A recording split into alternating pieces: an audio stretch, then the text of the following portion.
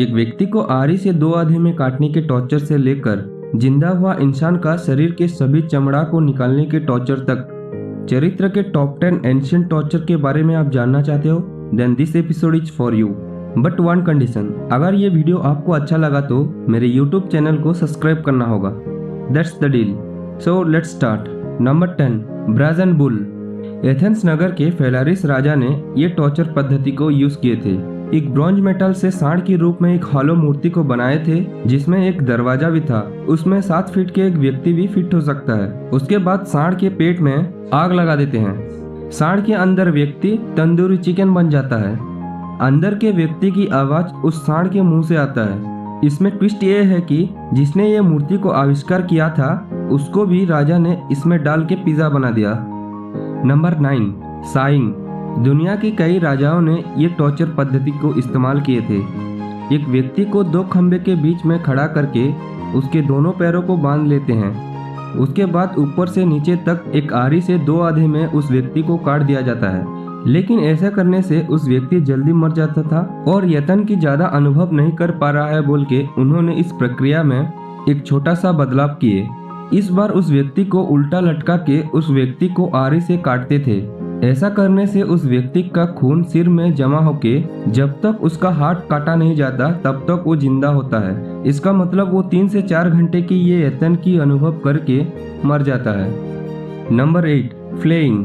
883 BC में राजा असुरनसिरपल ने ये टॉर्चर पद्धति को इस्तेमाल किए थे। जबकि एक कैदी जिंदा होते हुए उसका शरीर से सभी चमड़ा को निकाल देते हैं। ऐसा करने से वो 3 से 4 दिन तक जिंदा होता था। उसके बाद ब्लड लॉस की वजह से मर जाता था। बस एक बार उसका पेन को आप इमेजिन कीजिए।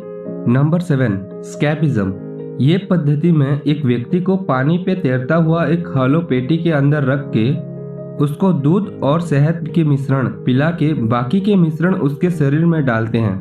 बाद में उस व्यक्ति को एक तालाब में छोड़ देते हैं। ऐसा करने से 2 उपयोग है। पहला, ये मिश्रण पीने की वजह से वो लंबा समय तक जीवित हो पाएगा। दूसरा, मिश्रण के कारण उसको उल्टी और मोशन सो के उसके शरीर में कीड़े अंडा देते हैं। ऐसा करने से वो जिंदा होते ही उसका बॉडी डिकम्पोज होता है। लगभग 17 दिन तक ये टॉर्चर को अनुभव करके वो मर जाता है। Number 6, breast ripper. 15वीं शताब्दी में फ्रांस और जर्मनी के कोई भी महिला जो शादी के पहले प्रेग्नेंट होने से या कोई महिला किसी और के साथ अफेयर रखने से ब्रेस्ट रिपर टॉर्चर मेथड को इस्तेमाल करके उन्हें मार देते हैं। स्पाइडर एक नामक का यंत्र इस्तेमाल करके उस महिला के ब्रेस्ट को चीर देते हैं। उस हिस्से में ब्लड वेसल्स अधिक होने के कारण वो ब्लड ब्लीडिंग से मर जाती थी। Number 5, Chinese bamboo. कुछ प्रकार के चाइनीज बैम्बू हर दिन 3 से 4 फीट तक बढ़ते हैं। यही नेचुरल फेनोमेना को चाइनीज टॉर्चर करने के लिए उपयोग किए थे। एक 4 फीट बैम्बू पेड़ के ऊपरी हिस्सा को तेज करके उसमें एक व्यक्ति को हॉरिजॉन्टली लटकाते हैं। वो बैम्बू ट्री तेजी से बढ़ने की वजह से वो व्यक्ति बाहर आ जाता है। बाद में ब्लीडिंग के कारण वो व्यक्ति 3 से 4 दिन में मर जाता है। Number 4, breaking wheel. फ्रांस और रोम के देश में ये टॉर्चर पद्धति को इस्तेमाल करते थे।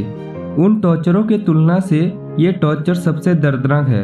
एक व्यक्ति को पहिया से बांधते हैं और धीरे धीरे उस पहिया को घुमा के उस व्यक्ति का सभी हड्डियों को एक बड़े हथौड़े से तोड़ देते हैं, लेकिन उसको नहीं मारते।